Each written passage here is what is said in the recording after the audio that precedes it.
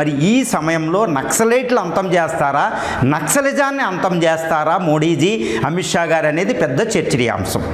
ఇదంతా ఒకటైతే ఇప్పుడు నక్సలైట్లలో ఇప్పుడు చాలా దారుణంగా హిడ్మా నంబాల కేశవరావు గారు మరణించడం జరిగింది. 2021లో ఈ ఆర్కే మరణంతోనే ఒక రకంగా నక్సలిజం అంతం అనేది ప్రారంభమైందని చెప్పాలి. నక్సలైట్లు, నాట్ నక్సలిజం అండి. తర్వాత హిడ్మా నంబాల కేశవరావు మరణం జరిగింది. తర్వాత ఇప్పుడు దేవజీ మల్లోజుల ఆసన్న రాజారెడ్డి రాజిరెడ్డి లొంగిపోవడం జరిగింది. ఇది పాలిట్ బ్యూరో మెంబర్లు. ఇక గణపతి విదేశాలకి పారిపోయారని తెలుస్తుంది.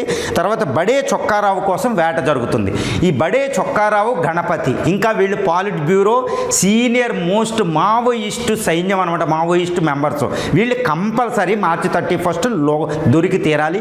కానీ గణపతి ఈ ఇంకా పాలిట్ బ్యూరో మెంబర్లు దొరకలేదంటే నక్సలైట్ మేము ఇంకా అంతం అవ్వలేదని వాళ్ళు ప్రకటిస్తారు వాళ్ళు.